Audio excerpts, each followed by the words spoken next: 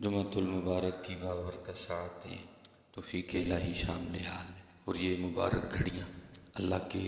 گھر میں بیٹھ کر گزارنے کی سعادت حاصل ہو رہی ہے۔ اللہ کے حضور دعا گو ہوں کہ رب کریم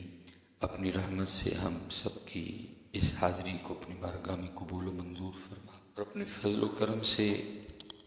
ہم سب کا شمار ان لوگوں میں کر لے جن سے تو اور تیرا محبوب راضی ہے۔ حضرت سیدنا عبداللہ بن مبارک رحمۃ اللہ تعالی علیہ اپنے وقت کے بہت بڑے بزرگ گزرے، صوفی تھے، عالم تھے، اور بہت بڑے عالم تھے۔ ٹھیک ہے، آپ فرماتے ہیں کہ مجھے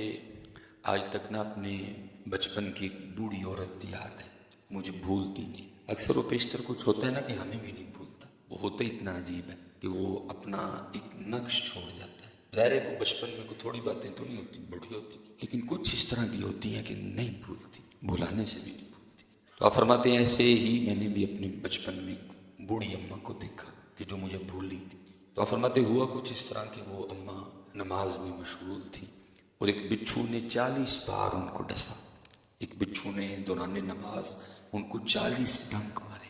لیکن آپ فرماتے میں حیران اس بات پہ ہوا کہ 40 ڈنک کھانے کے باوجود اماں کی جو نماز میں خشوع و خضوع تھا اس میں ذرا سی بھی تبدیلی نہیں گئی۔ اماں اسی طرح اللہ کے حضور، اللہ کی جانب توجہ کیے نماز میں کھڑی رہی۔ 1 5 10 15 20، ٹھیک ہے، یہ سب گزرا نا جی، میں نے تو ایم ہی 40 کہہ دیا، یہ گزرا نا جی۔ پہلے 1 بار ڈنک مارا، پھر 2 بار مارا، پھر 3 بار مارا، ٹھیک ہے، 5 7 10 13 15 17 18 19 20 22 24 25 27 28 32 33 35 36 37 38، پھر 40 ہے۔ فرماتے میں دیکھ رہا تھا اور گن رہا تھا کہ اس میں 40 ڈنک مارے اماں جی، لیکن اماں جی کے خشوع و خضوع میں کوئی فرق نہیں۔ آپ اسی طرح اللہ کے حضور، اللہ کی بارگاہ میں متوجہ اپنی نماز ادا کرتی۔ اور فرماتے جب اماں نے نماز ختم کی تو میں نے پوچھا،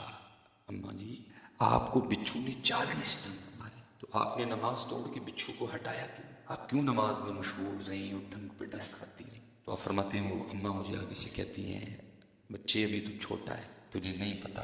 کہ جب میں اللہ کا کام کر رہی تھی تو اللہ کا کام چھوڑ کے اپنا کام کیسے کرتی ہیں، تو بھی بچہ ہے، تجھے نہیں پتا میں اللہ کا کام کر رہی تو اللہ کا کام چھوڑ کے میں اپنا کام کیسے کرتی؟ میں تجھے ادھر دعا ہی کر سکتا ہوں، اللہ کرے ہمیں بھی ان نمازوں میں سے کچھ حصہ ملتا ہے، کیونکہ ہماری نمازوں کا کیا کہنا، ہم نے تو اپنی داڑھی کی ساری خارش نماز نہیں کرنی ہے، بلکہ میں نے ایک دفعہ کسی بزرگ سے سنا کہ وہ عصر کی نماز تھی تو امام صاحب نے نماز پڑھائی، تو مسئلہ یہ ہو گیا کہ جی رکعتیں 4 پڑھی گئی ہیں کہ 3 پڑھی ہیں، وہ ہو گیا نا، سب ہو گیا، بھول گئے۔ اب امام صاحب تو بھولے، پیچھے جو نمازی تھے وہ بھی پھر میری طرح کے نمازی تھے، اب کوئی کہنے جی 3 پڑھی ہیں، کوئی کہنے جی 4 پڑھی ہیں۔ وہ ایک میری طرح کا نمازی تھا، وہ اٹھ کے کھڑا ہو گیا، اسے کہا نہیں جی 3 ہی پڑھی ہیں۔ سب نے کہا تو اتنے یقین سے کیسے کہہ سکتا ہے کہ 3 پڑھی ہیں؟ اب اتنی بڑی جماعت ہے، سب شبے میں ہیں، کوئی کہتا ہے 3 پڑھی ہیں، کوئی کہتا ہے 4 پڑھی ہیں۔ اب 3 والے کے پاس بھی دلیل کوئی نہیں، وہ بھی نہیں جی کہہ رہے ہیں کہ 3 پڑھی ہیں، اور جو 4 والے ہیں وہ بھی کہہ رہے ہیں کہ 4 پڑھی ہیں، دلیل ان کے پاس بھی۔ تو کیسے کہہ سکتا ہے اتنے یقین کے ساتھ کہ نہیں 3 ہی پڑھی گئی ہیں، نماز مکمل نہیں؟ اس نے کہا بات یہ ہے کہ میری 4 دکانیں ہیں، تو میں جب عصر کی نماز کے لیے آتا ہوں تو ہر رکعت میں ایک دکان کا حساب، کیا آیا کیا گیا، کیا خریدا کیا بیچا، کتنا نفع کتنا نقصان، میں ہر رکعت میں ایک ایک دکان کا حساب کرتا ہوں۔ تو آج 4 کا مکمل نہیں ہوا، 3 کا مکمل ہوا، اسے پتہ چلا رکعتیں بھی 3 ہی پڑھی ہوئی ہیں۔ ہماری نمازیں تو اس طرح کی ہیں، اس لیے تو جو قرآن کہہ رہے ہیں نا ان الصلاۃ تنہی عن الفحشاء والمنکر، بے شک نماز بے حیائی اور برے کاموں سے روکتی ہے۔ اب اکثر و بیشتر جو نمازی احباب ہیں، بس میں ادھر کیا بولوں، وجہ کیا ہے کہ نماز تو کیا دور تھا۔ اب فرماتے ہیں کہ وہ اماں مجھے آگے سے کہتی ہے تو ابھی بچہ ہے، تجھے نہیں پتا میں اللہ کا کام کر رہی تھی، تو یہ کیسے ممکن تھا کہ میں اللہ کا کام چھوڑ کے اپنے کام میں لگ جاتی ہے؟ نماز اللہ کا کام ہے، نماز میں توجہ اللہ کی ذات کی طرف رکھنی ہے، لیکن اتنے کی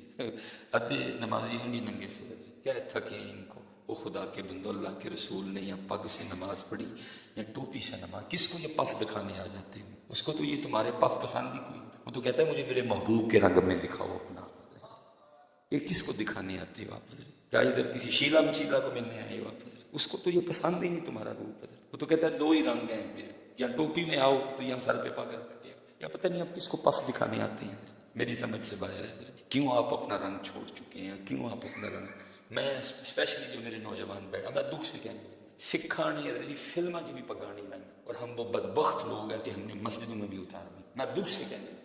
سکھا نے فلم بھی پگانی نہیں، حضرت انہوں نے فلم بھی پگاں پا کے بنائی، اور ہم وہ بدبخت ترین لوگ ہیں کہ ہم مسجدوں میں بھی ننگے سر آتے ہیں، ہم اپنے نبی کا طریقہ چھوڑ، اس لیے پہلے اتنے گئی ہے بٹن کھلے ہوئے ہیں، یہ والا بٹن کھلا ہوا ہے نمازیوں کا، یہ والے بٹن کھلے ہوئے ہیں، بازو چڑھائے ہوئے، جیسے نماز نہیں پڑھنے ہیں، یہ پہلوانی کرنے ہیں۔ وہ خدا کے بندو، کچھ ظاہری آداب ہے، کچھ باطنی آداب ہے، نہ ظاہری آداب ہے نہ باطنی آداب ہے۔ کہا عبداللہ تو ابھی چھوٹا ہے، تجھے نہیں پتا میں اپنے اللہ کا کام کر رہی تھی، میں کیسے اپنے اللہ کا کام چھوڑ کے، اللہ حضرت جی شریعت جو شرعی مسئلہ ہے نا وہ اور ہے، شریعت کہتی ہے کہ آپ نماز ہٹائیں اس کو، لیکن عاشقوں کے اپنے رنگ ہیں، شریعت تو اجازت دیتی ہے لیکن عاشقوں کے اپنے رنگ ہیں۔ دیکھنا حضرت مولا مشکل کشا رضی اللہ تعالیٰ پنڈلی مبارک میں حضرت وہ تیر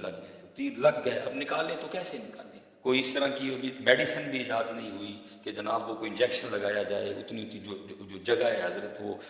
جس کے لیے ہم کہتے ہیں کہ سون ہو جائے، کچھ بھی نہیں۔ حضرت مولا مرتضیٰ شیر خدا نے